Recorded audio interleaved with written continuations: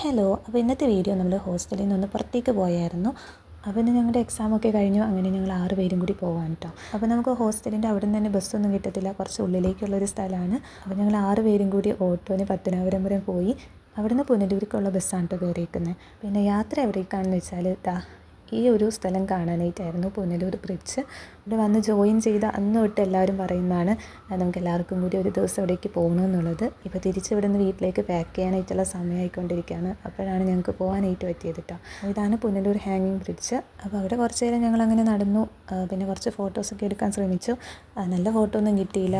എന്നാലും ഇനിയിപ്പോൾ ഇവിടെ നിന്ന് പോകുമ്പോൾ ഇതൊക്കെ ആയിരിക്കും കുറച്ച് മെമ്മറീസ് ഉണ്ടാവുക. പിന്നെ ഞങ്ങൾ പോയ സമയത്ത് ഭയങ്കര ചൂടായിരുന്നു കേട്ടോ. ഭയങ്കര ചൂടും വെയിലും, നമുക്കവിടെ നിൽക്കാൻ പറ്റാത്ത അവസ്ഥയായിരുന്നു. കുറച്ച് നേരം അവിടെ നിന്നിട്ട് പിന്നെ നമ്മൾ പത്തനാപുരത്തേക്ക് തിരികെ ബസ് കയറി. അപ്പോൾ നമ്മുടെ ഹോസ്റ്റലിൽ BEd പഠിക്കുന്ന 2 ചേച്ചിമാരുണ്ട്.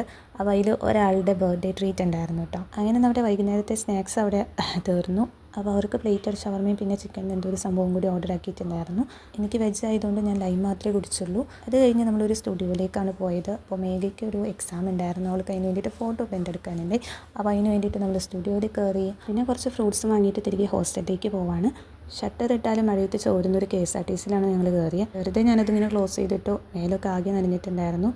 ബസ് ഇറങ്ങിക്കഴിഞ്ഞപ്പോൾ ഭയങ്കര മഴയായിരുന്നു. പിന്നെ അവിടുന്ന് കുറച്ച് മഴയൊക്കെ കൊണ്ടു. അത് കഴിഞ്ഞ് അവിടുന്ന് ഓട്ടോ ഒക്കെ വിളിച്ച് നമ്മുടെ ഹോസ്റ്റലിലെത്തി. രാത്രിയായപ്പോൾ ഹോസ്റ്റലിലെത്തി. അപ്പോൾ അത്രയൊക്കെ ഉള്ളൂ. Thank you for watching.